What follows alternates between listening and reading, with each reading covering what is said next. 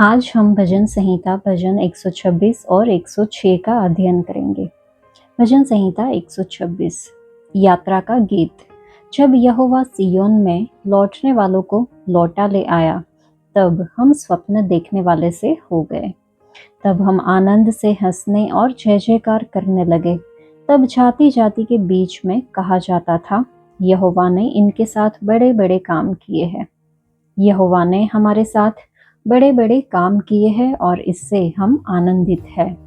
हे यहोवा, दक्षिण देश के नालों के समान हमारे बंदियों को लौटा ले आ।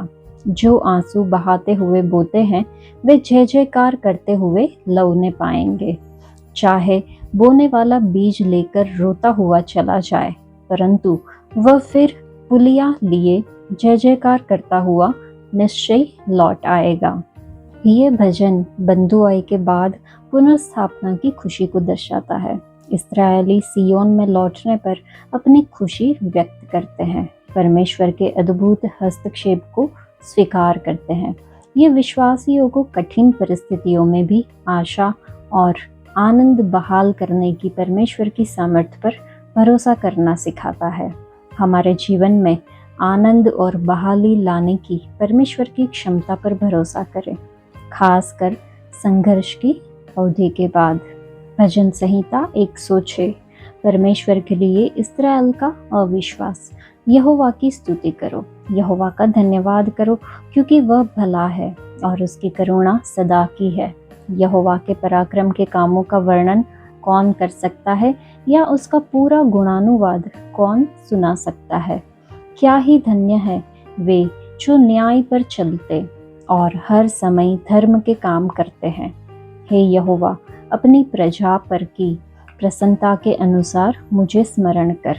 मेरे उद्धार के लिए मेरी सुधि ले, कि मैं तेरे चुने हुओं का कल्याण देखूं और तेरी प्रजा के आनंद में आनंदित हो जाऊं और तेरे निज भाग के संग बड़ाई करने पाऊं। हमने तो अपने पुरखाओं के समान पाप किया है, हमने कुटिलता की, हमने दुष्टता की है। मिस्र में हमारे पुरखाओं ने तेरे आश्चर्य कर्मों पर मन नहीं लगाया, न तेरी अपार करुणा को स्मरण रखा। उन्होंने समुद्र के किनारे अर्थात लाल समुद्र के किनारे पर बलवा किया, तो भी उसने अपने नाम के निमित्त उनका उद्धार किया, जिससे वह अपने पराक्रम को प्रकट करे। तब उसने लाल समुद्र को घुड़का और वह सूख गया, और वह उन्हें गहरे जल के बीच से मानो जंगल में से निकाल ले गया। उसने उन्हें बेरी के हाथ से उबारा और शत्रु के हाथ से छुड़ा लिया, और उनके शत्रु जल में डूब गए, उनमें से एक भी न बचा। तब उन्होंने उसके वचनों का विश्वास किया और उसकी स्तुति गाने लगे, परंतु वे झट उसके कामों को भूल गए और उसकी युक्ति के लिए न ठहरे। उन्होंने जंगल में अति लालसा की और निर्जल स्थान में परमेश्वर की परीक्षा की। तब उसने उन्हें मुंह मांगा वर तो दिया, परंतु उनके प्राण को सुखा दिया। उन्होंने छावनी में मूसा के और यहोवा के पवित्र जन हारून के विषय में डाह की। भूमि फटकर दातान को निगल गई और अबीराम के झुंड को निगल दिया, और उनके झुंड में आग भड़क उठी और दुष्ट लोग लौ से भस्म हो गए। उन्होंने होरेब में बछड़ा बनाया और ढली हुई मूर्ति को दंडवत किया। उन्होंने परमेश्वर की महिमा को घास खाने वाले बेल की प्रतिमा से बदल डाला। वे अपने उद्धारकर्ता परमेश्वर को भूल गए, जिसने मिस्र में बड़े बड़े काम किए थे। उसने तो हाम के देश में आश्चर्य कर्मों और लाल समुद्र के तट पर भयंकर काम किए थे। इसलिए उसने कहा कि मैं इन्हें सत्यानाश कर डालता, यदि मेरा चुना हुआ मूसा जोखिम के स्थान में उनके लिए खड़ा न होता, ताकि मेरी छलछलाहट को ठंडा करे। कहीं ऐसा ना हो कि मैं उन्हें नाश कर डालूं। उन्होंने मन भावने देश को निकम्मा जाना और उसके वचन पर विश्वास न किया। वे अपने तंबुओं में कुड़कुड़ाए और यहोवा का कहा न माना। तब उसने उनके विषय में शपथ खाई कि मैं इनको जंगल में नाश करूंगा और इनके वंश को अन्य जातियों के सम्मुख गिरा दूंगा और देश देश में तितर बितर करूंगा। वे बालपोर देवता को पूजने लगे और मुर्दों को चढ़ाए हुए पशुओं का मांस खाने लगे। यूं उन्होंने अपने कामों से उसको क्रोध दिलाया और मरी उनमें फूट पड़ी। तब पिन्हास ने उठकर न्याय दंड दिया, जिससे मरी थम गई और यह उसके लेखे पीढ़ी से पीढ़ी तक सर्वदा के लिए धर्म गिना गया। उन्होंने मरीबा के सोते के पास भी यहोवा का क्रोध भड़काया और उनके कारण मूसा की हानि हुई, क्योंकि उन्होंने उसकी आत्मा से बलवा किया। तब मूसा बिन सोचे बोल उठा। जिन लोगों के विषय यहोवा ने उन्हें आज्ञा दी थी, उनको उन्होंने सत्यानाश न किया, वरन उन्हीं जातियों से हिल मिल गए और उनके व्यवहारों को सीख लिया और उनकी मूर्तियों की पूजा करने लगे और वे उनके लिए फंदा बन गई। परन उन्होंने अपने बेटे बेटियों को पिशाचों के लिए बलिदान किया और अपने निर्दोष बेटे बेटियों का लहू बहाया, जिन्हें उन्होंने कनान की मूर्तियों पर बलि किया। इसलिए देश खून से अपवित्र हो गया और वे आप अपने कामों के द्वारा अशुद्ध हो गए और अपने कार्यों के द्वारा व्यभिचारी भी बन गए। तब यहोवा का क्रोध अपनी प्रजा पर भड़का और उसको अपने नीच भाग से घृणा आई। तब उसने उनको अन्य जातियों के वश में कर दिया और उनके बेरियों ने उन पर प्रभुता की। उनके शत्रुओं ने उन पर अत्याचार किया और वे उनके हाथों तले दब गए। बारंबार उसने उन्हें छुड़ाया, परंतु वे उसके विरुद्ध बलवा करते गए और अपने अधर्म के कारण दबते गए। फिर भी जब जब उनका चिल्लाना उसके कान में पड़ा, तब तब उसने उनके संकट पर दृष्टि की और उनके हित अपनी वाचा को स्मरण किया। अपनी अपार करुणा के अनुसार तरस खाया और जो उन्हें बंदी करके ले गए थे, उन सब से उन पर दया कराई। हे हमारे परमेश्वर यहोवा, हमारा उद्धार कर और हमें अन्य जातियों में से इकट्ठा कर ले कि हम तेरे पवित्र नाम का धन्यवाद करें और तेरी स्तुति करते हुए तेरे विषय में बड़ाई करें। इस्राएल का परमेश्वर यहोवा अनादि काल से अनंत काल तक धन्य है और सारी प्रजा कहे आमीन। यहोवा की स्तुति करो। ये भजन परमेश्वर की वफादारी और इस्राएल की बेवफाई के बीच का अंतर बताता है। भजनहार स्तुति के आह्वान के साथ शुरू करता है, लेकिन जल्द ही इस्राएल की बार बार की असफलता और परमेश्वर के विरुद्ध विद्रोह का वर्णन करने लगता है। ये परमेश्वर की भलाई को भूलने और उसके मार्गदर्शन से भटकने की मानवता की प्रवृत्ति को उजागर करता है।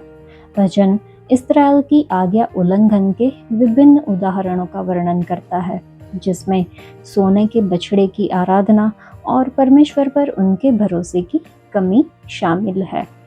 ये व्याख्यान चेतावनी देने वाली कहानियों के रूप में काम करते हैं, जो परमेश्वर से दूर जाने के परिणामों को दर्शाते हैं। विश्वासियों को याद दिलाया जाता है कि आज्ञा उल्लंघन आत्मिक पतन और परमेश्वर से दूर जाने का कारण बन सकती है।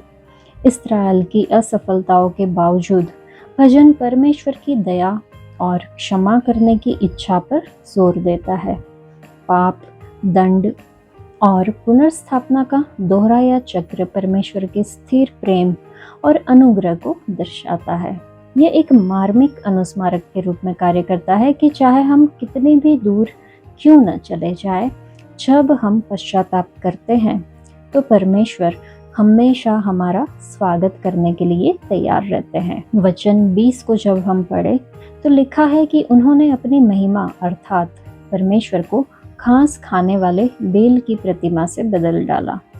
ये वचन कहता है कि इस्राएलियों ने अपनी महिमा याहवे परमेश्वर को एक बेल की मूर्ति के बदले में बदल दिया और सृष्टिकर्ता के बजाय प्राणी की आराधना की।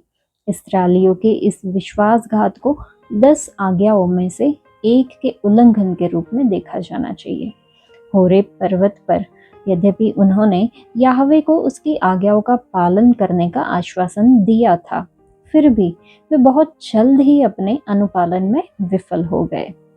इस पाप की गंभीरता को यिर्मयाह अपने अध्याय 2 में वचन 11 में परमेश्वर द्वारा कही गई बातों से समझा जा सकता है। क्या किसी देश ने कभी अपने देवताओं को बदला है? परंतु मेरे लोगों ने अपनी महिमा को बेकार की मूर्तियों से बदल दिया है, ऐसा लिखा है। क्या हम उन इस्राएलियों की तरह, जिन्होंने अपने जीवन में अपनी महिमा प्रभु यीशु मसीह के बजाय बेकार की मूर्तियों से बदलने के दोषी नहीं हैं? क्या हमने अपनी अनंत महिमा को अस्थायी महिमा जैसे शक्ति, सामर्थ्य, पद, लोग और अधिकार से नहीं बदला है? हमारी महिमा क्या या फिर कौन है? चलिए हम अपने आप को पहचानें कि किसने यीशु मसीह की जगह हमारी महिमा के रूप में ले ली है, और जितनी जल्दी हो सके उससे छुटकारा पाए, क्योंकि हमारा परमेश्वर एक चलनशील परमेश्वर है, ईर्ष्यालु परमेश्वर है, जो इस पाप को बर्दाश्त नहीं करते। चलिए हम इस बात से अवगत रहे कि जब उन्होंने अपनी महिमा को बेकार मूर्तियों से बदला तो वे एक महामारी से पीड़ित हो गए। तो अपनी महिमा को बेकार मूर्तियों से बदलने की हिम्मत ना करें। और यह भी लिखा है कि उसने उन्हें बेरी के हाथ से उबारा और शत्रु के हाथ से छुड़ा लिया। अपने लोगों के पलायन के दौरान परमेश्वर के महान कार्यों को याद करने के बाद उन्होंने जंगल में उनके द्वारा किए गए पापों को भी याद कर उनके लिए क्षमा मांगी। उसके बाद वे राष्ट्रों की रीति रिवाजों का पालन करके उनके लोगों के साथ घुल मिल गए और अपने पुत्रों और पुत्रियों को उनके देवताओं के लिए बलि चढ़ाया, अज्ञात देवताओं और मूर्तियों की आराधना की, जिससे सर्वशक्तिमान परमेश्वर क्रोधित हो गए और उनके हित में अपनी वाचा को स्मरण करके अपनी अपार करुणा के अनुसार तरस खाया और अब्राहम से बांधी हुई अपनी वाचा को याद किया। इस्राएल के परमेश्वर की स्तुति अनादिकाल से अनंत काल तक होती रहे। परमेश्वर की आत्मा उनका मार्गदर्शन कर रही थी। हमारे बारे में क्या है? क्या हमारे पास परमेश्वर की आत्मा या पवित्र आत्मा है जो हमारे साथ निवास करे और हमारा मार्गदर्शन करे? जैसे यहाँ पे लिखा है कि उसने उन्हें बेरी के हाथ से उबारा और शत्रु के हाथ से छुड़ा लिया। यहाँ हम परमेश्वर की सामर्थ्य और अपने लोगों के प्रति उनके प्रेम को देखते हैं। जब इस्राएली लाल सागर में फिरौन की सेना द्वारा फंस गए थे तो वे निराश महसूस कर रहे थे, लेकिन परमेश्वर ने हस्तक्षेप किया। उन्होंने उन्हें बचाया, इसलिए नहीं कि वे परिपूर्ण थे, बल्कि इसलिए कि परमेश्वर वफादार है। क्या हम कभी परेशानी में पड़े हैं और ऐसा महसूस किया है कि निकलने का कोई रास्ता नहीं है? शायद हम डर, चिंता या यहाँ तक कि वास्तविक खतरे से अभिभूत थे। कभी कभी हमारे शत्रु लोग नहीं हो सकते हैं। वे डर, अपराध बोध, बुरी आदतें या कठिन परिस्थितियां जैसी चीजें हो सकती है। हम जो भी सामना करते हैं, परमेश्वर की सामर्थ्य अधिक होती है। जब हम उन्हें पुकारते हैं तो वह हमें बचाने का वादा करते हैं। हम जिस स्थिति से भी निपट रहे हैं, कोई व्यक्ति जो निर्दयी है, किसी कठिन परिस्थिति पर काबू पा रहा है या बुरी आदतों से जूझ रहा है, परमेश्वर हमें बचाने के लिए काफी सामर्थी है। ये वचन हमें याद दिलाता है कि परमेश्वर हमारे उद्धारकर्ता, छुड़ाने वाले हैं। जिस तरह उन्होंने इस्राएलियों को उनके दुश्मनों से बचाया था, उसी तरह वह हमारे जीवन में कदम रखने और हमें भी छुड़ाने के लिए तैयार है। तो चलिए हम याद रखें कि परमेश्वर हमारे सामने आने वाली किसी भी समस्या या दुश्मन से बड़े हैं। अगर हम उन्हें अनुमति दें तो वह हमारे लिए लड़ना चाहते हैं। हमारा काम उन पर भरोसा करना और आगे बढ़ते रहना है, ये जानते हुए कि उनके पास एक योजना है। चलिए हम परमेश्वर की निरंतर सुरक्षा के लिए उनकी स्तुति करें। आज के लिए इतना ही। परमेश्वर आप सबको आशीष दे। धन्यवाद।